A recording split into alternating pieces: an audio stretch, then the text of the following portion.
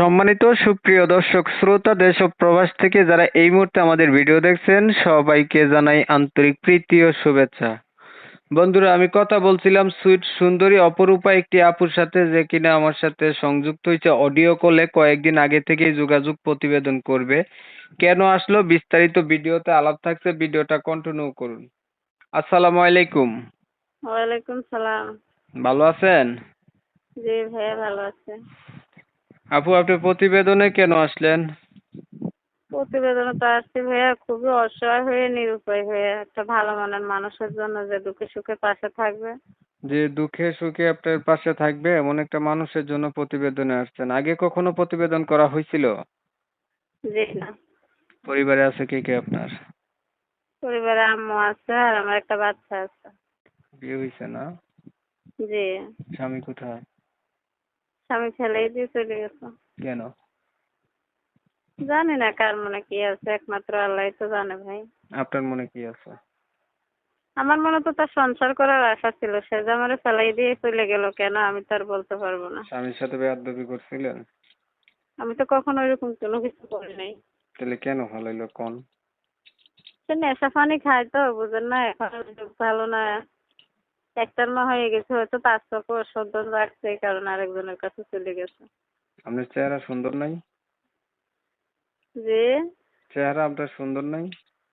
জানি না কেন, মানে কাকে ভালো লাগে, আমার চেহারা সুন্দর না কালো, এটা তো আমার প্রতিবেদন, আমার ছবিটাই আছে, দেখতেই তো পারবে মানুষে। ছবি তো দেখলাম, ছবি দেখে তো অনেক সুন্দর মনে হইলো। এত সুন্দর কুইট হটকট একটা মেয়েরে কেউ ফালাই রেখা আরেকটা বিয়ে করে? করে করে ভাই, না করলে কি আর ফেলাই দিয়ে চলে গেছে? হয়তো তার চোখে আমি অসুন্দর, সে আমার চেয়ে ভালো কাউকে পাইছে, এই কারণে চলে গেছে। আর স্বামীটা ভালো ছিল না ভাইয়া, নেশা পানি খাইতো, খাইয়া সারাক্ষণ মারধর করতো, এই আর কি। বর্তমানে বয়স কত আপনার? 20 চলতেছে। পড়াশোনা কিছু জানেন? ভাই গরিব বাপ মার ঘরের জন্ম, তেমন বেশি পড়ি নাই, 5 পর্যন্ত পড়ছি। আচ্ছা, প্রিয় দর্শক শ্রোতা, আপনারা শুনছেন উনি কেন আসছে। তবে বলে রাখা ভালো, উনি বিবাহিত, ওনার হচ্ছে একটা বাচ্চাও আছে, ওনার হাজবেন্ড নাই। চাইতেছে একটা মানুষ যদি ওনার দায়িত্ব নেয়, অতীত জানার পরও, বাচ্চা আছে জানার পরও যদি ওনার পাশে থাকে, তো এমন একটা মানুষ। তবে আমি আন্তরিকভাবে দুঃখিত, কমিউনিটি গাইডলাইনের কারণে ওনার হচ্ছে নাম ঠিকানাটা আমি নিতে পারতেছি না। আপনারা অবশ্যই ওনার কাছে জেনে নেবেন ফোনের মারফতে। আচ্ছা ধরেন ভাই, এমন মানুষ একটা দাঁড়াইলো আপনার পাশে, যেহেতু আপনি বিবাহিত, তারও বয়স একটু বেশি হইলো, কথা বুঝছেন, অথবা আগে একটা বিয়ে করলো, এমন মানুষ দাঁড়াইলে কোনো অসুবিধা আছে? কোনো অসুবিধা নাই, আমি যেহেতু বিবাহিত, আমার পাশে তো মানে বয়স্ক হোক আর বয়স্ক হোক, বুড়ো হোক, আমার যেরকমই হোক, আমি মেনে নেবো ভাই, যদি সে দুঃখে সুখে আমার পাশে থাকে।